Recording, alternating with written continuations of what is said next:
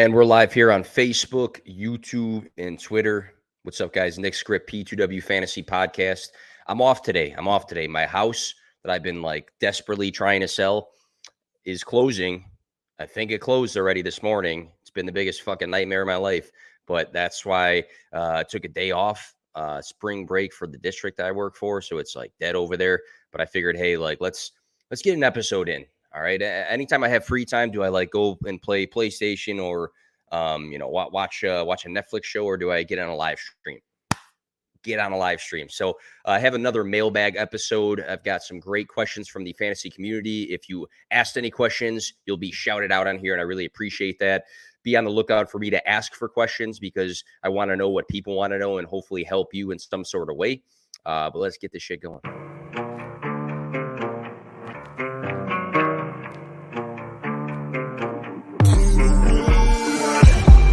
Play to win, no fear to give. I feel, but I can't forgive. I go all in this time, yeah, I won't regret. I'll pick the best, don't trip, they don't understand. I play to win, yeah, I play to win, I play to win. Yeah, I play to win, I play to win. Oh, play to win, I play to win. Yeah, I play to win, I play to win. All right, let's kick things off. Got a bunch of questions, want to get through them all. At FFB Garage, where is Nook getting traded? Where is OBJ signing and the implication for their value? So I recently talked about OBJ, so let's just skip to Nook. All right, so last season, 4 games with Kyler Murray, averaged 9.5 targets, 7.5 receptions, 96.25 receiving yards, 0.5 touchdowns, and 21.63 fantasy points. To put that in perspective, small sample size, but only Cooper Kupp and Justin Jefferson averaged more fantasy points per game during the season. 5 games without Kyler Murray, 12 targets per game, 6.8 receptions, 66.4 receiving yards, 0 touchdowns, 13.04 fantasy points. So not the best, but he still was getting heavily targeted. And we can just see in general that he's looking 30 years young. This isn't a guy that missed time because of an injury or anything related to that's showing his age. He was just suspended for shooting up in some sort of sense. But I feel like, I saw a report yesterday about the Ravens looking at trading for him. Another saying something around, along the lines of several NFL teams sought out permission of the Cardinals to speak to DeAndre Hopkins in his camp. There's NFL rumors saying that the front runners are the Bills, the Chiefs, and the Falcons. I'd say teams like the Bills and Chiefs obviously come to mind. They make sense. Clear Super Bowl contenders with a wide receiver need. We have alphas for the Chiefs and Kelsey, the Bills and Stephon Diggs, but everybody else as a second option is just okay, So obviously those teams could use a DeAndre Hopkins. I think the Giants are a little sneaky here too because we just seen them bring in Darren Waller. They just won a playoff game this past season and took a big jump forward. And if we look at the wide receiver room, it's nothing spectacular still. Could the Cowboys come in and make a move? Could the Chargers? I'm thinking it's one of these teams that seemed like, a decent contender last season that are still just missing that final push of a piece. You've seen the numbers. He's not slowing down. So if you add an elite quarterback to him, you saw the numbers with Kyler Murray, and for redraft, he can go high in redraft. I would assume. Next question here, Brandon Blanco, FF, 101 in redraft. CMC, JJ, so Justin Jefferson, or somebody else? Interesting question every year. It's one of those questions we get super early at this time. March, April, people are already looking ahead to redraft saying, hey, who's going to go number 1 off the board? Brandon mentioned Justin Jefferson. He averaged 21.7 fantasy points per game. Cooper Kupp was the only other player who had more, but it was through 10 weeks. Nearly 100 receiving yards, more than any wide receiver in the league. Him and Tyreek Hill were just under that, but third was only 1,516. So there's a big gap between Justin Jefferson and the third wide receiver in receiving yards, 184 targets. 58.82% of his games played were 100-plus receiving yard days. That's from P2W data.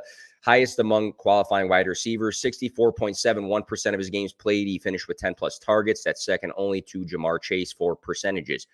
Can you make a case for Austin Eckler, who has finished the fantasy years as running back 1 this past season and running back 2 the year prior? The big question with him is, does he remain in LA? Does he go somewhere else? I mean, if he went to like the Chiefs and he's like the upgraded McKinnon, people might go crazy in that sense. Christian McCaffrey is going to be a popular name as well. Running back to finish and balled out in San Francisco. He's had a history of just being an absolute monster for fantasy football. Jamar Chase is a spicy name. We look at the connection with Joe Burrow and the fantasy upside there. He did have the highest percentage of games played with 10 plus targets, which is intriguing, even with, T. Higgins. Travis Kelce is interesting. 424 receiving yards, 23 targets, 24 receptions, 100.9 fantasy points, more in those categories than any other tight end in 2022. So absolute major gap between Travis Kelce and any other tight end. So when we talk about positional advantage, that is what we're talking about. 94.12% of games played, he saw 7+ targets. And second place for tight ends was 66.67. So a huge gap there. 58.82% of his games played, he finished with 70+ receiving yards. And second for tight ends was 33.33%. Huge gap there. So, I mean, another guy, is he slowing down? I don't think so. We got Chris, my guy Chris, in the chat with his classic woo. At the boys _22. I don't even like this guy that much, but I'll answer his question. Who are your biggest buy lows in Dynasty? So I'll spit out a couple names. I have a big list of guys that fit this category. I actually tweeted out some notes about guys that might be under the radar to a certain extent, or may not cost what they should cost. We had a video for the P2W team that came out that talked about buying the dip on certain guys. It's on my page if you want to go check that out. First one that comes to mind is Hollywood Brown. So Marquise Hollywood Brown.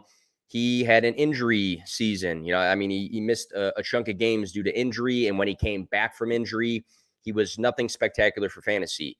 No DeAndre Hopkins for this game span might have been a factor. And DeAndre Hopkins might be out in 2023. We just talked about it. But these are the games that Hollywood Brown played with Kyler Murray.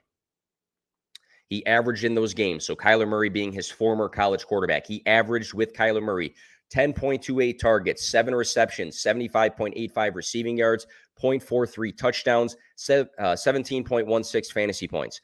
So he was fucking balling with his former college quarterback in his new home in Arizona, while both of those guys were healthy. And sometimes in fantasy, we don't put 2 and 2 together. Hey, did he have a great season? Nah.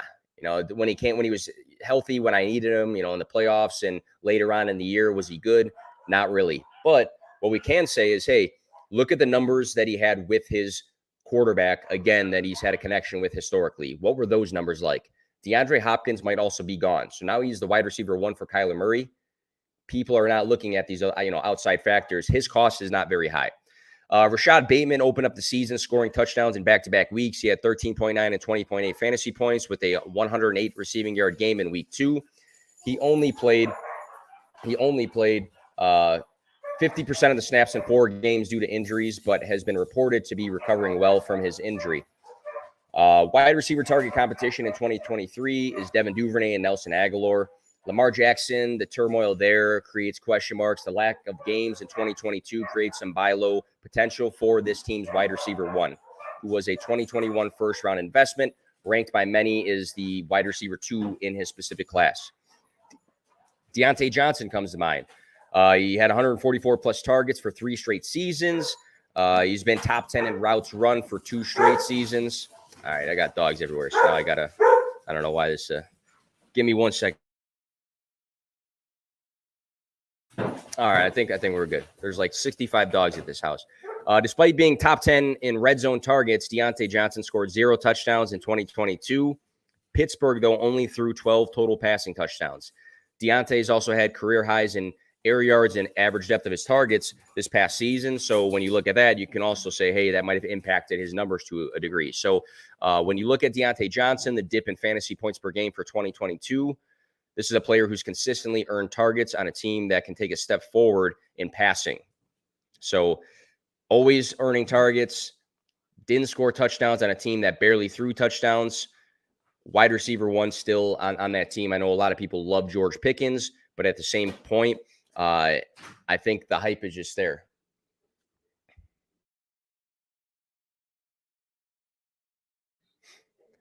All right, what we got next on the list here? Coaches Fantasy. What's the realistic value to get in return from Michael Thomas? So Last 3 seasons, he's only played 10 games total. His last full season, we know that he had that monster 149 receptions, 1,725 receiving yard season that broke fantasy, but the injuries derailed him. He did open up the season, the first 2 weeks on fire, 17 targets and 11 receptions in those 2 games with 3 total touchdowns, 22.7 and 18.5 points in those 2 games that he did play to open up the year. He's 30 years old. If you're contending, do I just, ride it out? Do I say, fuck it, let's give it one more year? It's not like the value is a first right now, and if you don't sell, then you're missing out on, the dip. It's not the case there. If I'm rebuilding or somewhere in the middle, I think the hype is going to trickle back in for Michael Thomas when we see the camp videos of him, Chris Olave, Derek Carr making plays. Can I get some sort of second-round pick? That's what I would be thinking. I don't know the valuation of Michael Thomas in your league, but again, when people start getting a little bit hyped up about a guy's return and what he did in the past, you might start saying, hey, you know what? I'm a contender. I'm going to throw a second. I'm not saying to throw a second, but I'm saying if I'm one of those rebuilding teams or a team somewhere in the middle, I might be, shopping him saying, hey, he's going for a second. He's back, that sort of thing. So it really just, you have to be strategic and look for the guy in your league who is one piece away from maybe, making a push.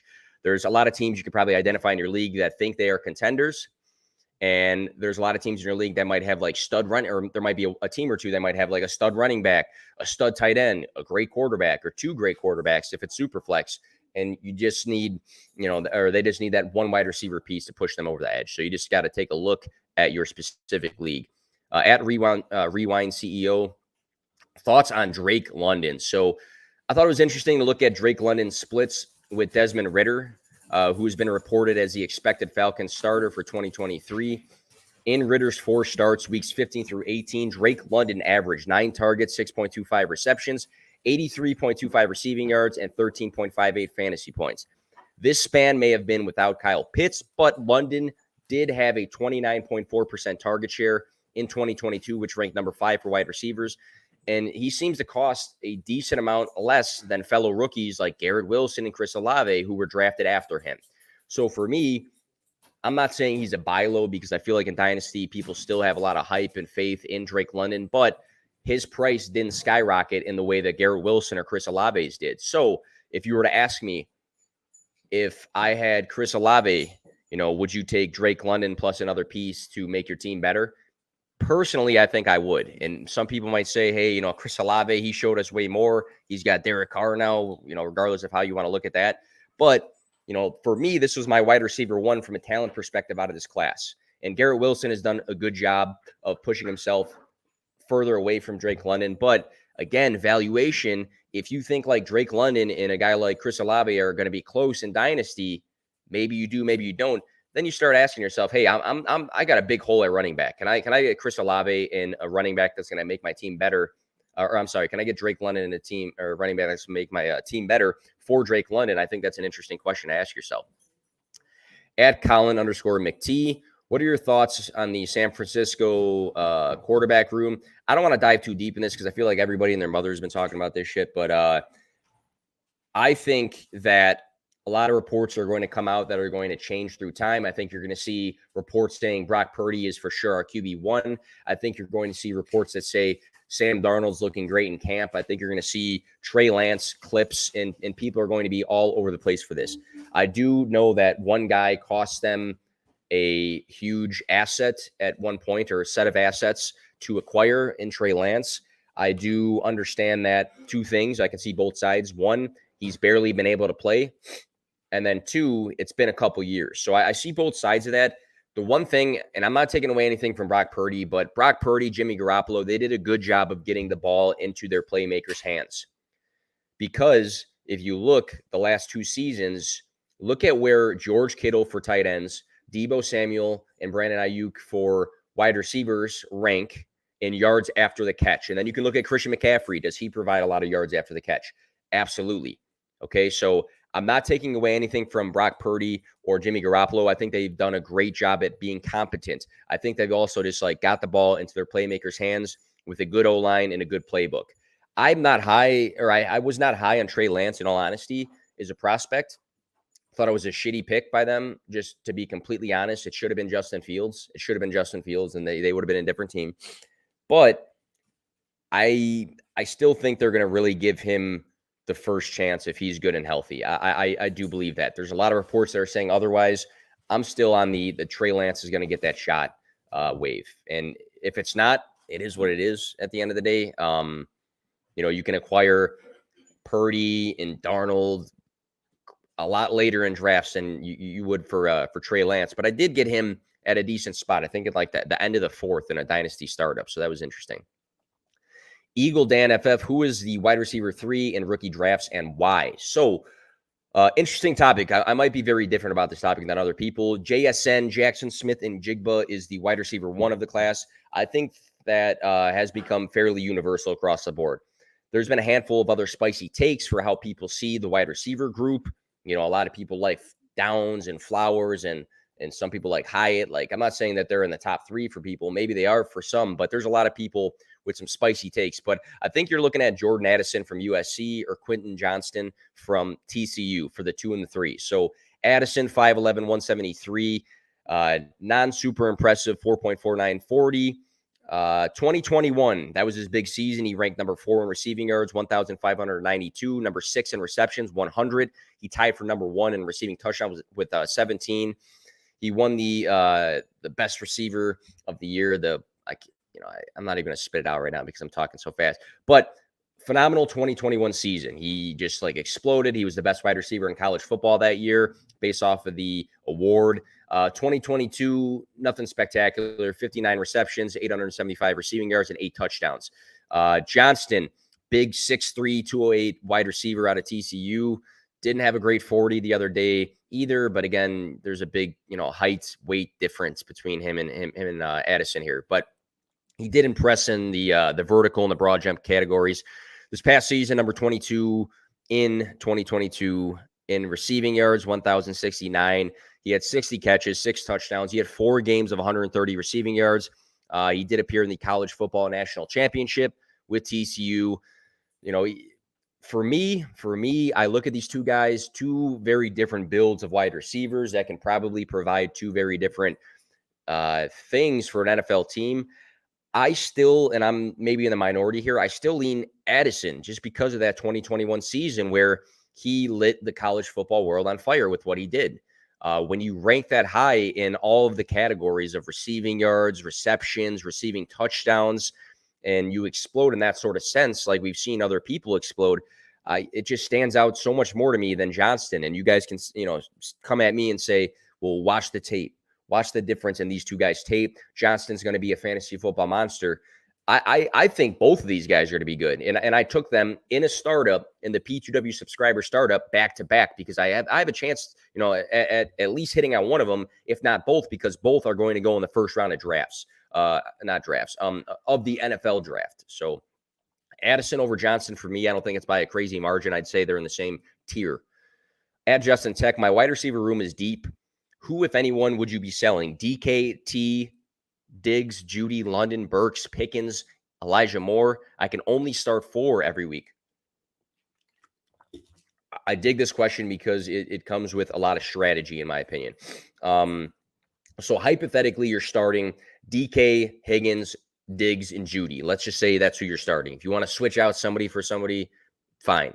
But that would mean that you have London, Burks, Pickens, Elijah Moore, all just chilling on your bench. The only thing you're doing with that is making sure that nobody else in your league is starting those guys. I'd be talking too much. My first question would be, can I flip one of these guys for a positional need? Can I take the Pickens and the hype that's around George Pickens?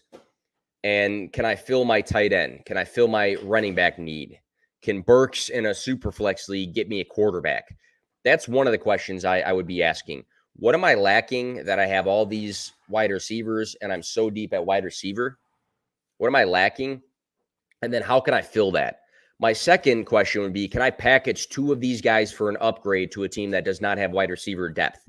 Can I take a T. Higgins, and you can say it's a good or bad trade. I'm just throwing it out there. Can I take T. Higgins and Drake London and get Jamar Chase? I'd be proactive because you have the depth here. And when you have the depth like that, just letting guys sit on your bench when other people in your league can use them and you can upgrade and get better just makes sense at the end of the day. So a lot of strategy when it comes to something like that. And I think for me, it just comes down to, hey, do I upgrade a positional need or do I upgrade that wide receiver room because I'm so deep? Got a couple more questions here. At J Blog N1. That's my guy, too. I just can't say his username. 2 keeper full PPR. Keep Mike Williams for an 8th round pick or Ridley for a 9th round pick. Already keeping Ramondre for a 5th. Thanks. It's a good question. Keeper league, it comes down to, what round you get to keep guys in. And it also, kind of depends on the rules for your keeper league. They kind of fluctuate. But if we knew for sure that New England was not bringing in somebody, I think Ramondre is interesting. The 5th round value is pretty decent in a 1 quarterback league. I feel like in redraft, if he is the for sure running back 1, that he might go in the 2nd round of drafts. Running back's not super deep at the end of the day. So if you have a guy that is the clear guy in New England, I think that's intriguing. But we kind of have to know what's going on, what they do in the draft. Going down the list, looking at Mike Williams and Calvin Ridley, 92, 93, 143 targets for Calvin Ridley in his first 3 seasons. 1,374 receiving yards in 2020. He had a top 5 fantasy finish. You don't forget skill. I think people sometimes think that, hey, this guy hasn't played football in a while, that he's probably not good at football anymore. When that's not the case. He's got to get back in tune to game speed and things like that. But at the end of the day, this is a guy that was a phenomenal prospect, right? He's a guy that had a top 5 fantasy finish. Is going to, dust off the rust. Yeah, but they got all of training camp and preseason to do that. So with Trevor Lawrence taking that huge year 2 jump, I think it's intriguing for Calvin Ridley. If you were to say, hey, he might be the wide receiver 1 and kick Christian Kirk out of it, I think that's realistic. And I think people that say it's not realistic are just Christian Kirk fantasy managers. We got 2 more questions. At McBreeze11, who would you rather have in Dynasty, Treylon Burks or Rashad Bateman? Interesting question. We got 2 former first-round picks, one from last year, one from 2 years ago. For the hell of it, I checked out KTC, so Keep Trade Cut, the website. I'm not big into living and dying by a trade calculator, but Rashad Bateman was priced $4,490 to Burks $5,492. So there's a huge gap between how they are valued in the market. Next question here would be, what is the gap between the two? And is that gap what the market sees them as? So here's the scenarios. If you think Burks is well ahead of Bateman and the market does, then your simple answer is that you take Burks, right? You're going to want Burks. If you think he's way ahead of Bateman and so does the market, then the answer is Burks. But if you think that these guys are pretty close in what they can do for fantasy, but the market says differently, then can you get, Bateman plus something for your Burks share? So I think Burks and Bateman can finish somewhere close, but I can now fill my, running back depth need or my tight end need by getting Bateman plus something for Burks.